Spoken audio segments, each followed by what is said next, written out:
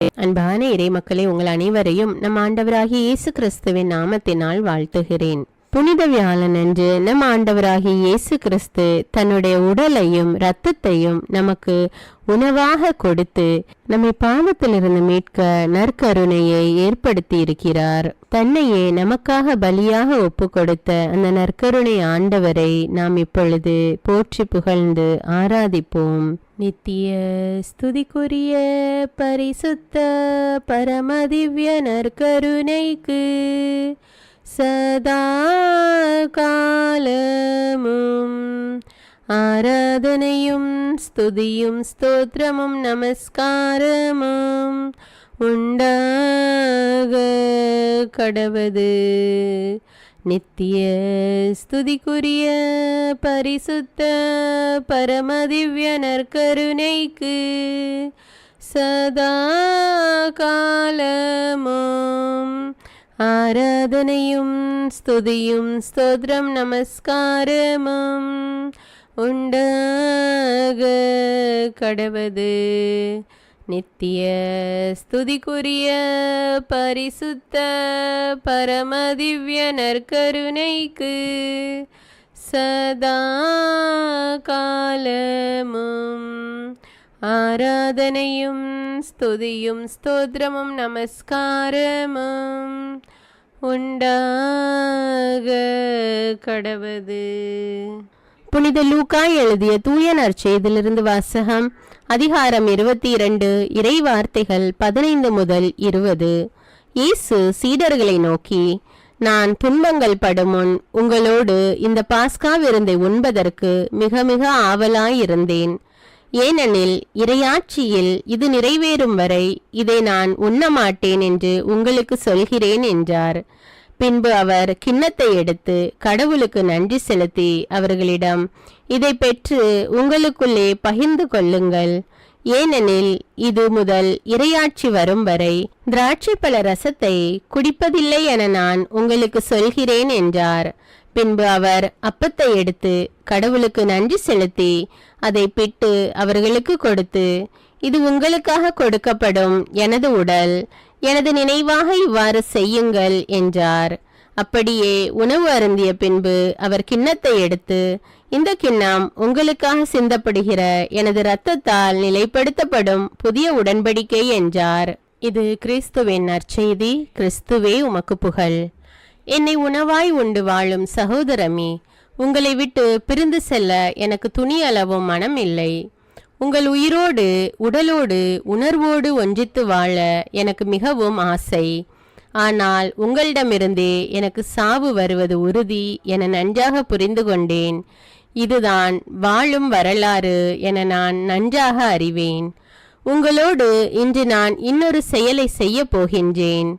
இது இந்த சமூகத்தின் புதிய செயல் அன்று, வழக்கமான ஒன்றுதான்.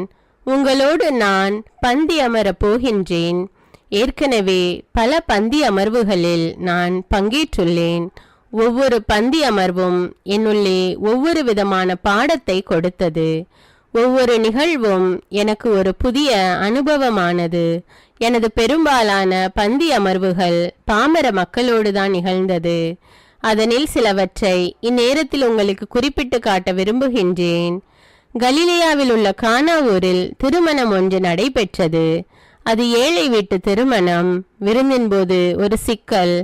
அதுவரை பரிமாறப்பட்ட ரசம் தீர்ந்து விட்டது. மணவீட்டார் அங்கலாய்த்து நின்றனர். அடுத்தவர் மீதான அக்கறையை எங்கும் எப்போதும் வெளிப்படுத்த வேண்டும் என்ற பாடத்தை அந்த திருமண விருந்து எனக்கு கற்றுத்தந்தது. சுங்கச்சாவடியில் வரி வசூலித்து கொண்டிருந்த மத்தேயுவை என் பணிக்காக அழைத்தது மட்டுமன்றி அவரது வீட்டுக்கு சென்று விருந்து உண்டேன்.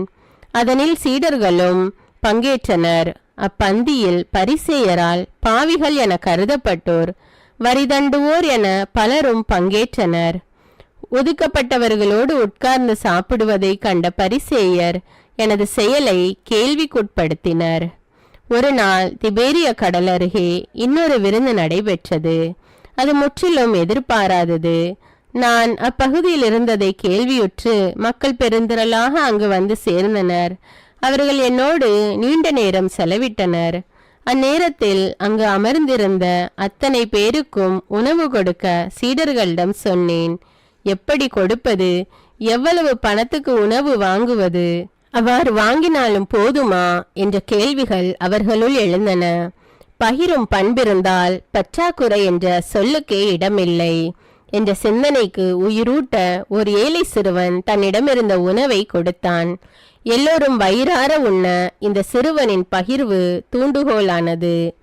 அடுத்திருப்போரின் அடிப்படை உரிமைகளை நிறைவேற்றும் அக்கறை உணர்வை எனது சீடர்களும் சூழ இருந்த எல்லோருக்கும் கற்றுக் கொடுக்கும் வாய்ப்பாக்கினேன். சக்கேயு என்பவரை பற்றி கேள்விப்பட்டிருப்பீர்கள். வரி வசூலிப்போரின் தலைமை பொறுப்பில் இருந்தார். அவரிடம் எக்கச்சக்கமாக செல்வம் சேர்ந்திருந்தது. அவர் என்னை பற்றி அறிந்திருக்கிறார். நேரடியாக என்னை பார்க்க தன்னுள் ஆசை கொண்டிருந்தார். எரிகோ நகர் வழியே நான் வருகின்ற தகவல் அறிந்து வழியோரம் நின்ற ஒரு முசுக்கட்டை மரத்தின் மீது ஏறி காத்திருந்தார். தவறிழைத்தாலும் திருந்த வேண்டும், நன்மை புரிய வேண்டும் என்ற ஒருவித ஆர்வம் அவருள் இருந்ததை உணர்ந்தேன். அவர் ஏறி அமர்ந்திருந்த மரத்தின் அடியில் நின்று அவரை அழைத்தேன். என்ன உற்சாகம்! வேகமாக இறங்கி வந்தார். அன்று அவரது வீட்டில் நான் தங்க வேண்டும் என்று எனது விருப்பத்தை வெளிப்படுத்தினேன். ரொம்பவே சந்தோஷப்பட்டார். என்னை வீட்டிற்கு கூட்டி சென்றார். நல்ல விருந்து கொடுத்தார். அந்த விருந்து அவரது பழைய வாழ்வை மாற்றும் விருந்தானது. அவரது அதிகார போதையில் இருந்து விடுபட்டு அதற்கான பரிகாரம் தேடிக்கொள்ளும் வாய்ப்பாக மாற்றிக்கொண்டார்.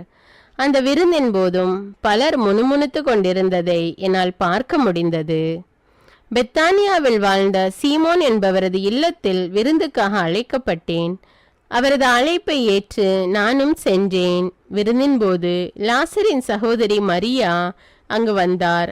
தான் கொண்டு வந்த விலை உயர்ந்த நறுமண தைல படிக சிமிலை திறந்து என் தலை மீதும் காலடியிலும் ஊற்றினார். என் காலடி அமர்ந்து தமது கூந்தலால் துடைத்தார். இதனை என்னோடிருந்த சீடர்கள் கூட எதிர்த்தனர். விருந்து என்பது வெறுமனே உணவு பரிமாற்றம் அல்ல, அது உள்ளத்திலிருந்து ஊற்றெடுக்கும் உறவு பகிர்வு என எனது சீடர்களுக்கே தெரியவில்லை. என் நல்ல நண்பர்களே, இந்த பந்தி அமர்வு ஏற்கனவே நான் பங்கேற்ற விருந்துகள் தந்த பாடங்களின் விடைகளாகட்டும். எனது பந்தி அமர்வில் உணவு மட்டும் பகிரப்படவில்லை, மாறாக எனது உயிர் பரிமாறப்படுகிறது. ஏனெனில் இங்கு நான் என்னையே அப்பரச வடிவில் உணவாக்குகின்றேன். இப்போது நிகழ்வாகும் பந்தி இந்த நேர பசிக்கானது மட்டுமல்ல, எல்லா மக்களின் வாழ்வுக்குமானது. ஒவ்வொரு வேளை உணவும் பகிரப்பட்டுதான் உண்ணப்பட வேண்டும் என என் சீடர்கள் வழியாக நிர்பந்திக்கிறேன். என்னை உண்ணும்போது பழிவாங்கல், பகை உணர்வு, ஆணவத்தனம், ஏமாற்று, பொய்மை போன்ற இழி மனநிலைகள் இதயத்துக்குள் இருந்தால் அதனை அகற்றிக்கொள்க. எனது விருந்தில் எல்லோரும் சமம் என்ற சரிநிகர் உணர்வு மேலோங்கட்டும். இந்த உணவு பரிமாற்றம் தியாகத்தின் அடையாளமாகட்டும். எனது உணவின் போது உயர்ந்தோர் தாழ்ந்தோர் என்ற பாகுபாட்டு சிந்தனைக்கே இடமில்லை. மானிட நட்புறவு சிறப்பை இந்த விருந்து வலியுறுத்தி கொண்டே இருக்கட்டும்.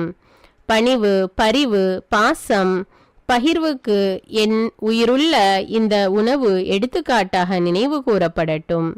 மனிதம் வளர்க்கும் ஒவ்வொரு தியாகமிக்க பணிவிடை செயல்பாடும் என்னை நினைவூட்டும் நல்ல உணவு பகிர்வு போல அமையட்டும். இதைத்தானே நீங்கள் நற்கருணை என பெயரிட்டுள்ளீர்கள். எப்போதெல்லாம் பாசம் கலந்த பகிர்வு நிகழ்வாகிறதோ, எப்போதெல்லாம் பணிவு நிறைந்த பணிகள் நிறைவேறுகிறதோ, எப்போதெல்லாம் தியாகம் செறிந்த உழைப்பு உருவேறுகிறதோ, எப்போதெல்லாம் சமத்துவமிக்க பார்வை நிலையாகிறதோ, எப்போதெல்லாம் உண்மை கொண்ட பகிர்வு செயலாகிறதோ, எப்போதெல்லாம் அக்கறை மிக்க அணுகுமுறை பணியாகிறதோ, எப்போதெல்லாம் உயிர் காக்க உதிரம் தானமாகிறதோ, எப்போதெல்லாம் நிபந்தனையற்ற உறவு பரிமாறப்படுகிறதோ, அப்போதெல்லாம் என் பெயரால் நீங்கள் கொண்டாடும் நற்கருணை விருந்து அர்த்தமானது, இல்லையேல் அது அபத்தமானது. இயேசுவின் வார்த்தை ஒளியில் சில நிமிடங்கள் அமைதியாக தியானிப்போம். திருப்பாடல் வழியாக தியானிப்போம். உங்கள் பதில்: ஆண்டவரே, என் உயிரை காத்தருளும். அவரை நான் மன்றாடிய நாளில் எனக்கு அவர் செவி சாய்த்தார்.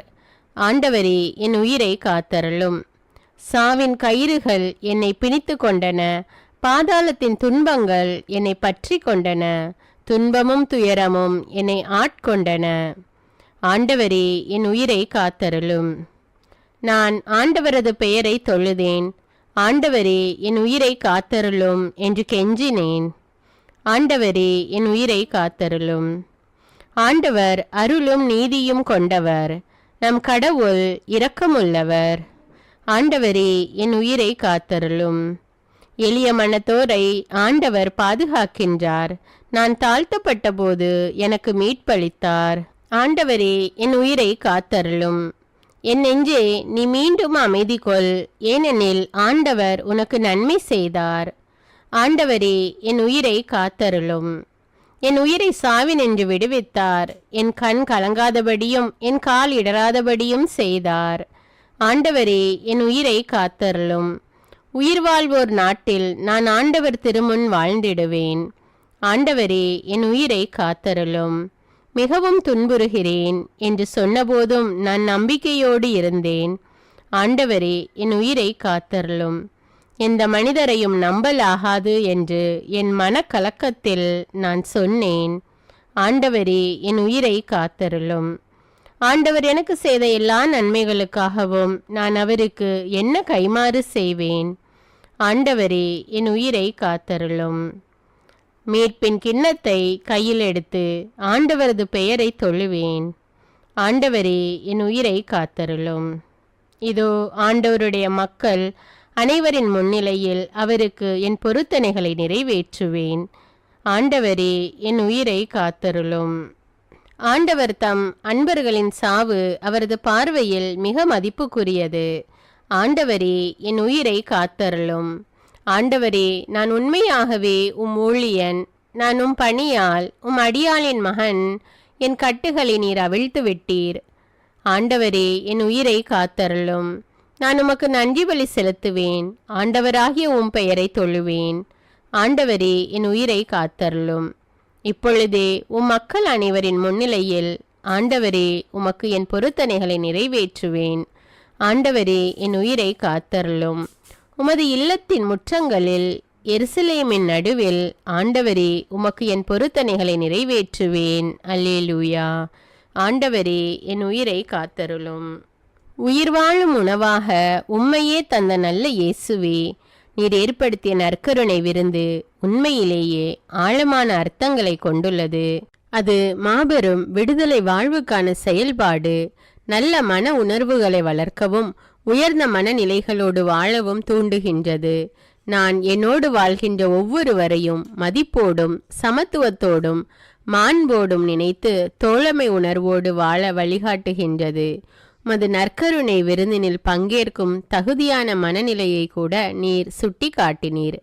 நெஞ்சில் வஞ்சக உணர்வோடு உணவில் பங்கேற்ற யூதாஸ் இஸ்காரியோத்தின் பாதக செயலையும் நீர் அந்த விருந்தின் போது குறிப்பிட்டீர்.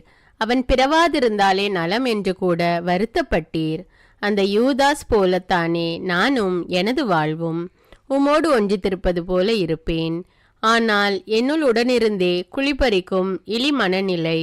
உமது விருந்து பாசத்தின் பகிர்வு என அறிந்தும் பலரோடு பகை உணர்வு வளர்த்து கொண்டு ஏதும் அறியாதது போல பாசாங்கு காட்டி நற்கருணை விருந்தில் பங்கேற்றுள்ளேன். திருப்பலிக்கு திரு வழிபாட்டிற்கு நானும் வந்துள்ளேன் என காட்டிக்கொள்வதற்காகவே சில நேரங்களில் நற்கருணை பெற்றுள்ளேன். பாஸ்கா உணவை உண்ண நீர் உமது சீடர்களோடு எவ்வளவு முன் தயாரிப்பு செய்தீர்.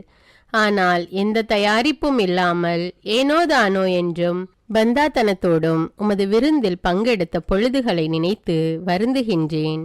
நற்கருணை விருந்தில் கலந்து கொள்ளும் நான் உம்மை போன்று நலிந்தவருக்கு உதவும் நற்பணியில் ஈடுபட மறந்திருக்கிறேன். நற்கருணை கொண்டாட்ட திருநிகழ்வை பொழுதுபோக்காக வாடிக்கை செயலாக கருதி வெறுமனே கடமைக்காக கலந்து கொண்டு சென்ற நாட்கள் பல உண்டு. பகிரப்படாத செல்வம் பாவமானது என்ற தூய பெசிலின் பகிரங்கமான குற்றச்சாட்டை நான் அறிவேன். எதையும் பகிராமல் ஏழையரை பற்றி அக்கறை கொள்ளாமல் எது எங்கு நடந்தால் எனக்கென்ன என்ற உணர்வற்ற மனப்பாங்குடன் விருந்தில் பங்கேற்றது பெரும் பாவம் என புரிந்து கொண்டேன். மணிக்கணக்கில் கணினி, விரும்பும் நேரமெல்லாம் விளையாட்டு, பொழுதை போக்கும் நோக்கோடு டிவி, டைம் பாஸ் என்ற போர்வையில் நட்பு, கூட்டங்களோடு பிறர் பற்றிய புரணி, பல முக்கிய பணிகள் கண்முன் இருந்தும் கண்டுகொள்ளாமை, சோம்பல்தனம், இன்று எங்கு சுற்றுவது, நாளை எங்கே போய் ஜாலியாக இருப்பது என இலக்கில்லா பயணங்கள், மது அருந்தினால்தான் நட்பு வட்டம் நம்மை ஏற்கும் என்ற தெளிவற்ற பார்வைகள்.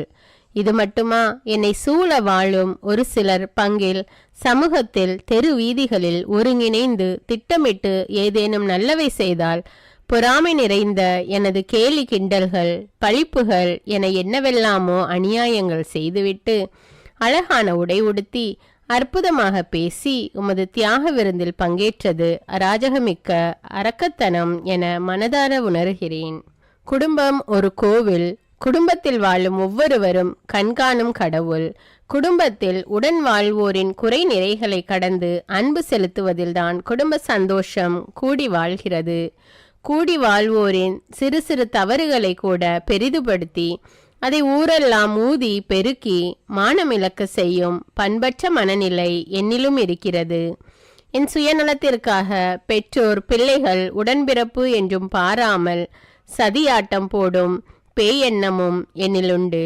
குடும்ப உறவுகளில், நலமான நட்புகளில் உமை உணராமல் வெறுமனே ஆலயத்தில் வந்து எதையெதையோ பிதற்றி கொண்டு நற்கருணை பந்தியில் வந்து நின்ற எனக்கும் யூதாசுக்கும் என்னதான் வித்தியாசம்? எல்லோரையும் சமமாக பார்த்த இயேசு சமத்துவம் உணர்த்தும் உமது விருந்தில் ஏழை பணக்காரர் என்றோ, படித்தவர் பாமரர் என்றோ, திறமைசாலி திறமையற்றவர் என்றோ, அறிவாளி கோழை என்றோ, அழகானவர் அசிங்கமானவர் என்றோ, உயர்ஜாதி தாழ்ஜாதி என்றோ, சிறியவர் பெரியவர் என்றோ, ஆண் பெண் என்றோ, நெட்டை குட்டை என்றோ, சிவப்பு கருப்பு என்றோ எந்த பாகுபாடும் இல்லை.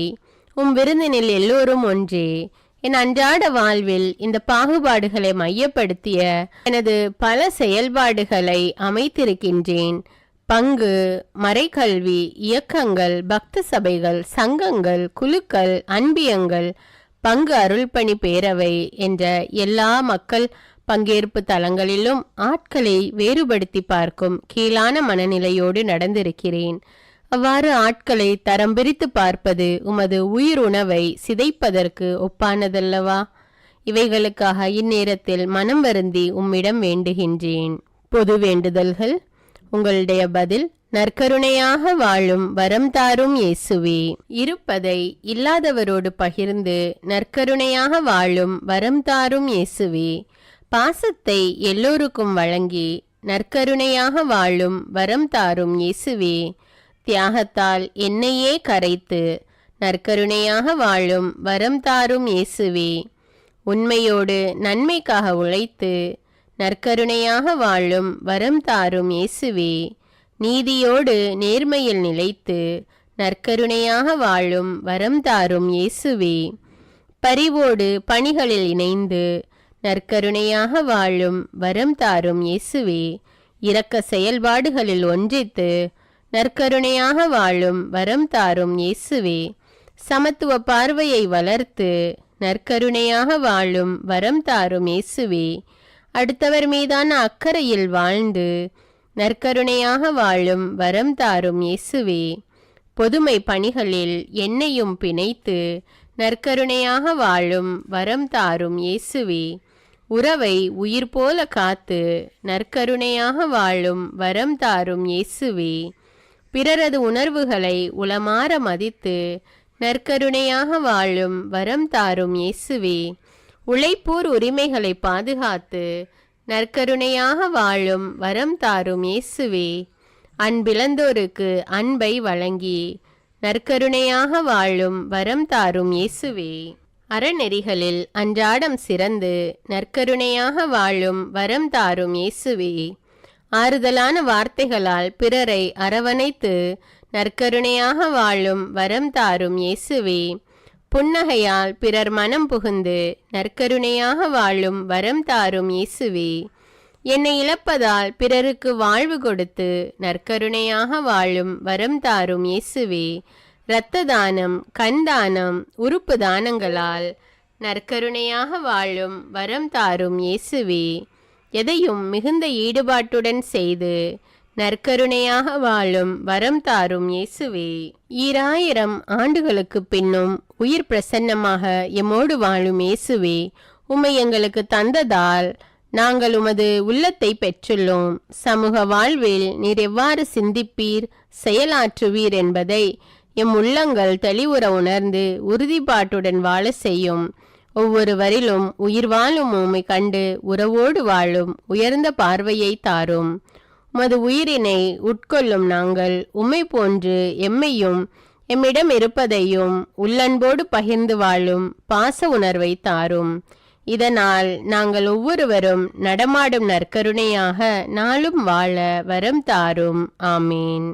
நித்திய ஸ்துதிக்குரிய பரிசுத்த பரமதிவ்ய நற்கருணைக்கு சதா காலமும் ஆராதனையும் ஸ்துதியும் ஸ்தோத்திரமும் நமஸ்காரமும் உண்டாக கடவது. நித்திய ஸ்துதிக்குரிய பரிசுத்த பரமதிவ்ய நற்கருணைக்கு சதா காலமும் ஆராதனையும் ஸ்துதியும் ஸ்தோத்திரம் நமஸ்காரமும் உண்டாக கடவது. நித்திய ஸ்துதிக்குரிய பரிசுத்த பரமதிவ்ய நற்கருணைக்கு சதா காலமும் ஆராதனையும் ஸ்துதியும் ஸ்தோத்திரமும் நமஸ்காரமும் உண்டாக கடவது. அன்பான இறைமக்களே, நற்கருணை ஆகினேன் என்ற தலைப்பில் இன்று நாம் நற்கருணை ஆராதனையை தியானித்து ஜெபித்திருக்கிறோம்.